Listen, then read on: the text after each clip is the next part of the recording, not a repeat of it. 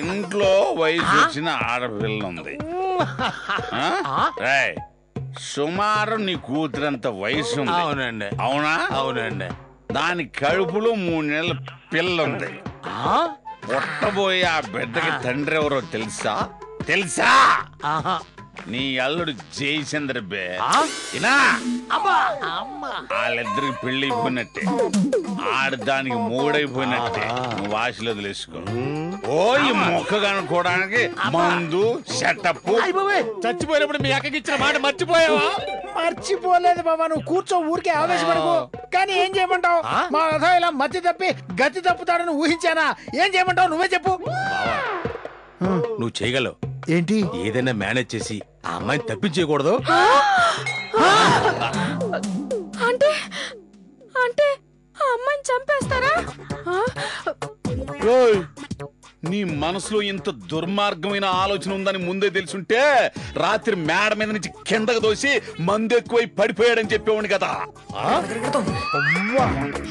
ఎంత దారుణంగా మాట్లాడుతున్నావు బావా. నువ్వు ఇలాంటి వాడు అనుకోలేదు బావా.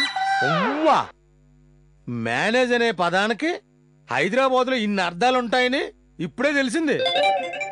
నువ్వు పడ్డ ఆందోళన చాలు గాని నువ్వు వెళ్ళి కాసిన మంచిలు పట్టరా తల్లి. ఓ ఆడపిల్ల జీవితంతో ఆడుకోకూడదురా. మనకి ఓ ఆడపిల్ల ఉందిరా. అడ్డమైన తిరుగుళ్ళు తిరిగేటప్పుడు ఆ బుద్ధి ఏమైపోయిందిరా? అప్పుడే అనకపోయావా? ఇప్పుడు అప్పుడే కాదని పనికి మాలేదో దరిద్రుడా. ఏమండే తాగండి, అట్లా పెట్టండి ఇద్దరికి నోట్లో గడ్డి. నాకేం అర్థం కావట్లేదు. ఇక్కడ కూర్చోాలి, కూర్చో. భక్తురాలను చేసుకుంటావా అంటే కమలనా? అవును. అవ్వా, నేను అమ్మాయిని చెల్లెల్లా ఫీల్ అవుతున్నా. క్షణం క్రితం ఈ లఫుట్టుగాడు నిన్ను చెల్లెమ్మా అని పిలిచాడు. అతను చెల్లెమ్మ అంటే తప్పే ఉంది. నేను అతను అన్నయ్యగానే భావిస్తున్నాను. కలియుగం 4 పాదాల మీద కాదు, బొటన వేల మీద కూడా నడుస్తుంది. ఇప్పుడు దాకా వాడే బేవర్స్ అనుకున్నా, వాడికంటే నువ్వు పెద్ద పనికి మాలేదో అని. అసలు నువ్వు ఏమని చెప్పి నన్ను బెదిరించి కొంపలోకి వచ్చావు? జయచంద్రని ప్రేమిస్తున్నాను, కాలు జారానని చెప్పాను. మరి అన్నయ్య అంటావేంటమ్మా? ఈయన అన్నయ్యే, నేను ప్రేమించింది జయచంద్రని. ఆగండి, నాకు అర్థమైంది, నేను చెప్తాను. ఇప్పుడు పక్క లైన్ లో కూడా జయచంద్ర అనే అబ్బాయి ఇల్లుంది. నిజమా? అవునమ్మా, నాకు తెలుసు. బహుశా చెల్లెలు అక్కడికి వెళ్లాల్సింది, కన్ఫ్యూజ్ అయి నాన్న ఎక్కడికి తీసుకొచ్చాడు. మీ నాన్న ఎప్పుడు ఇంతేరా, పెద్ద కన్ఫ్యూజన్ మాస్టర్. చెల్లెమ్మా, నువ్వు వెళ్ళి లగేజ్ తెచ్చుకో, నిన్న నా ఇంటి దగ్గర దింపేస్తాను. అలాగే అన్నయ్య. నువ్వు అసలు కన్న తండ్రివేనా? పిచ్చి పిచ్చి కోతలన్నీ కూసి బంగారు లాంటి కొడుకు బతుకుని బజార్ పాలు చేసావు కదా. దారిని పోయే జంజాటాన్ని భుజానికి తగిలించుకుంది కాక ఇంటిలో పాది మొత్తానికి జుట్టి టెన్షన్ పెట్టి ఏడిపించావే. ఏం మనిషి పోయా స్వామి నువ్వు? కోపము, భయము, ఏడుపు ఏదో ఒకటి పలకాలుగా. ఇప్పుడు ఆ వెదమోహంలో ఏ రసం పలుకుతోంది? భయం అండి. భయమా? దేనికి?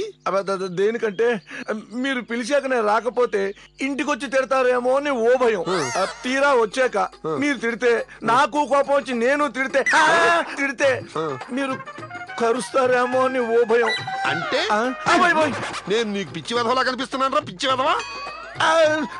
మిమ్మల్ని కాదండి, ఏం లేదండి. ఏమీ లేదంటే రేయ్, ఇప్పుడు నీ మనసులో నా గురించి ఏమనుకుంటున్నావో నేను చెప్పను. పిచ్చి వెధవని అనుకుంటున్నావు కదా, బతుకుచాడా. రేయ్, పెళ్ళాం చేత తిట్లు తిన్నావు, పిల్లల చేత దెబ్బలు తిన్నావు. నీది ఒక బతికేంట్రా? వెధవ బతుకు నువ్వును. అమ్మాయి పద్మా, పద్మా మా కోడలు పిలవగానే వచ్చేసింది చూసావా? పిలవకపోతే చస్తే రాదు. పక్కింటి దరిద్రుడు వచ్చాడే, కుక్కలా కూర్చొని కబుర్లు చెప్తున్నాడే, వాడి మొహాన్ని ఇంత కాఫీ పోద్దామని జ్ఞానం కూడా లేకుండా ఎలా వెళ్ళిపోయింది చూడు. ఇగో, నా మనసులో మాట నీకు చెప్పనా? చెప్పండి. ఈ కోడల్ని చంపేసి కొత్త కోడలు తీసుకొద్దాం అనుకుంటున్నాను. కానీ మా అబ్బాయి ఇంత మంచి పెళ్ళాం దొరకదేమో అని భయపడుతున్నాడు. మహానుభావుడు. తీసుకోండి మావయ్య. ఆ దరిద్రుడు కూడా తీసుకోండి దరిద్రం. రాణి గారు, ఇంకా ఏమైనా కావాలా మావయ్య గారు? పాపం ఈ దరిద్రుడికి తినడానికి తిండి లేక ప్రతి గుమ్మం మీద ఇలా కూర్చుని తాగుతూ అడుక్కుంటున్నట్ట. 1 కేజీ బంగారం ఉందేంటి? లేదు మావయ్య గారు. పెద్ద టాటా వారి కోడలా ఏం కావాలి మావయ్య అని అడిగాక పని చేసుకో. ఇదండి సందడి. మిగతా సందడి రేపు చూడండి. దీన్నే సందడే సందడి అంట. సందడి సందడి.